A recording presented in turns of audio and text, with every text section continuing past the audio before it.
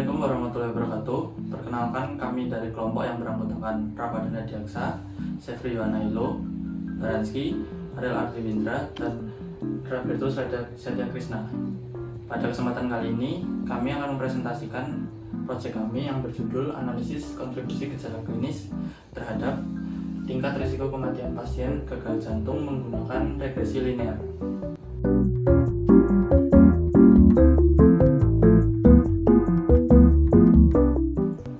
Gagal jantung merupakan salah satu penyakit kardiovaskular yang memiliki resiko kematian tinggi.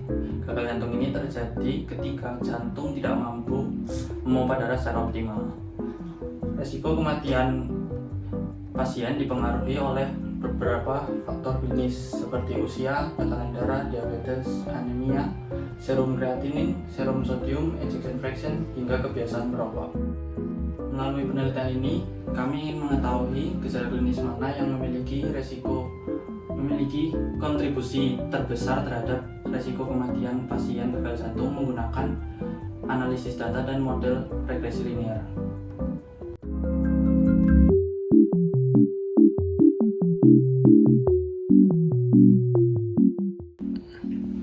Rumusan masalah dan tujuan. Rumusan masalah yang pertama, bagaimana karakteristik pada pasien gagal jantung. Yang kedua, bagaimana distribusi variabel klinis dalam dataset. Yang ketiga, gejala klinis apa yang memberikan kontribusi paling besar. Yang keempat, bagaimana hasil analisis EDA terhadap dataset. Lalu, tujuan penelitian untuk menganalisis kontribusi dan pengaruh dari berbagai gejala klinis pasien gagal jantung terhadap tingkat risiko kematian menggunakan nilai koefisien dalam model regresi linear.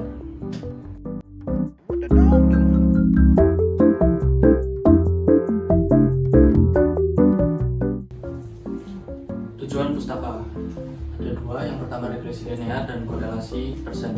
Yang pertama, regresi linear, metode statistik untuk memodelkan hubungan antara variabel independen dan variabel dependen melalui persamaan garis lurus.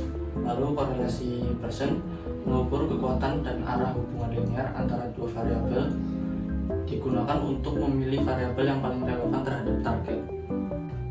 Selanjutnya, untuk metodologi penelitian akan dijelaskan teman saya. Saya persilahkan Ariel.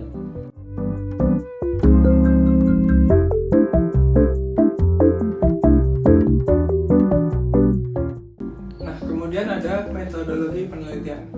Penelitian ini dilakukan menggunakan Google Colab dengan bahasa pemrograman Python, menggunakan beberapa library seperti ada Pandas, NumPy, Matplotlib, Seaborn, dan scikit-learn. Nah, dataset sendiri diperoleh dari Kaggle, kemudian diimporkan di Google Colab untuk dilakukan proses analisis. Nah, di sini urutan penelitian ini adalah pengumpulan data, kemudian akan dilakukan pembersihan data atau cleaning data, dan yang terakhir adalah exploratory data analysis atau bisa disebut EDA.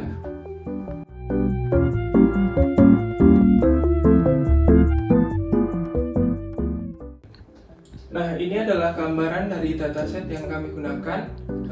Dataset terdiri dari 5.000 data entry.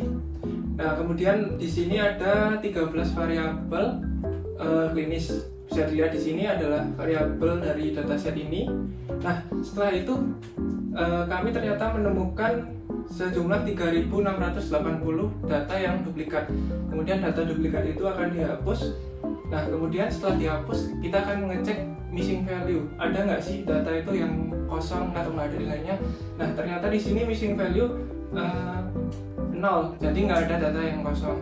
Nah, target di sini atau nilai Y-nya kami tentukan adalah dead event dengan berarti 0 bertahan hidup dan 1 meninggal dunia selama masa follow up. Nah, sebelum data ini dibangun, data dibagi menjadi 80% itu data latih atau data trend, dan 20% data uji atau data set.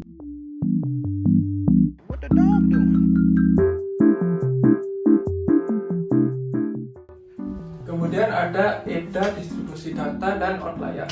Nah, berdasarkan histogram, beberapa variabel seperti kreatinin fosfakinase, serum kreatinin, dan platelets memiliki cenderung datanya itu condong ya. Jadi di sini ketiga variabel itu condong atau bisa disebut skewed.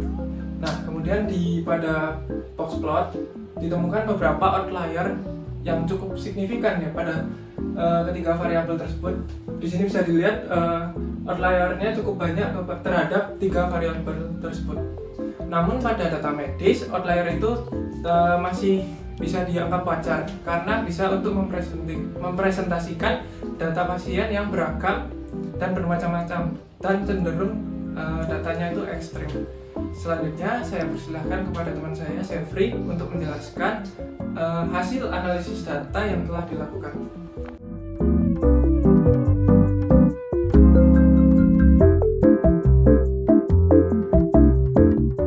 Sebelumnya perkenalkan, saya Sevri. Saya di sini mendapat bagian untuk menjelaskan distribusi variabel target.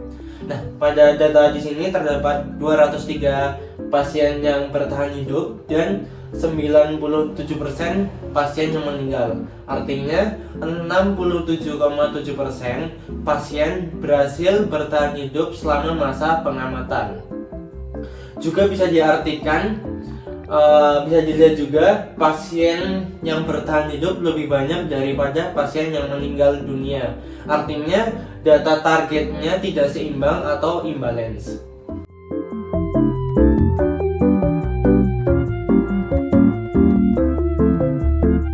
Nah, pada bagian ini korelasi terhadap death event, yaitu koefisien korelasi person terhadap death event. Yang pertama itu ada time, yaitu negatif 0,51, lalu ada serum kreatin ada positif 0,29, lalu ada ejection fraction ada negatif 0,27, lalu ada serum sodium ada negatif 0,25, lalu ada H positif 0,22, lalu ada HBP yaitu positif 0,11, lalu ada smoking positif 0,01, lalu ada platelets yaitu negatif 0,01. Yang tertinggi adalah time yaitu sebesar negatif 0,51. Yang kedua ada serum kreatin positif 0,29, lalu ada yang ketiga ada ejection fraction yaitu negatif 0,27. Nah, dari data ini menunjukkan variabel-variabel tersebut memiliki hubungan yang cukup kuat terhadap resiko kematian pasien.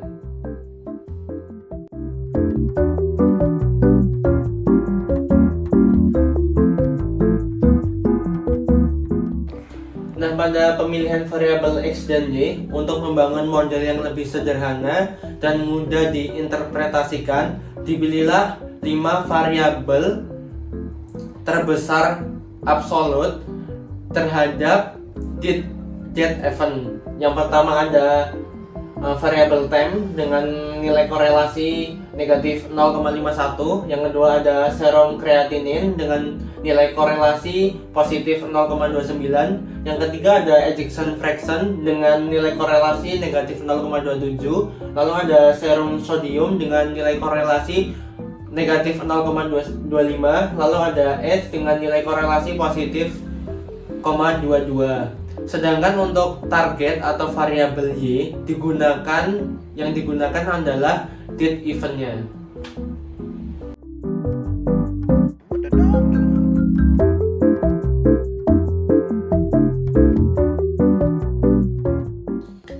Pada bagian model linear regression, setelah dilakukan proses pelatihan model, diperolehlah persamaan regresi linear seperti yang ditampilkan pada slide.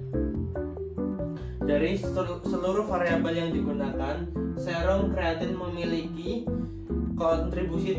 memiliki koefisien positif terbesar, yaitu sebesar positif 0,0883. Hal ini menunjukkan bahwa peningkatan kadar kreatinin memiliki kontribusi terbesar terhadap resiko kematian pasien gagal jantung.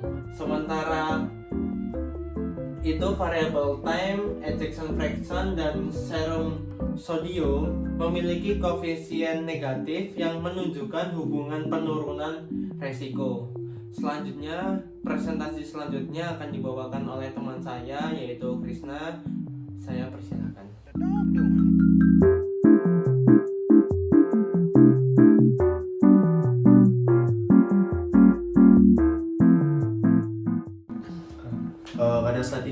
berdasarkan gejala klinis, berdasarkan besar nilai koefisien atau slot, faktor yang memberikan kontribusi terhadap peningkatan kematian resiko kematian adalah serum kreatin yang selanjutnya diikuti oleh ejection fraction, serum sodium, again, dan time.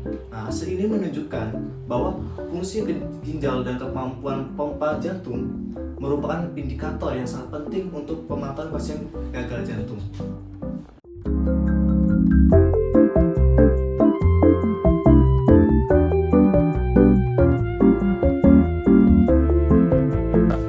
Slide selanjutnya adalah evaluasi model. Pada tahap evaluasi model menghasilkan nilai MSE yang berjumlah 0,0801 dan MEAN berjumlah 0,2032 dan MSC berjumlah 0,28 dan 30 dan R square berjumlah minus 0,6866. Nilai R square yang negatif terjadi karena regresi linear diterapkan pada target biner yaitu 0 dan 1 sehingga menghasilkan prediksi kontinu yang kurang sesuai untuk mengukur kemampuan prediksi. Meskipun demikian, penilaian koefisien yang dihasilkan tetap valid untuk menganalisis arah dan besarnya kontribusi setiap gejala klinis.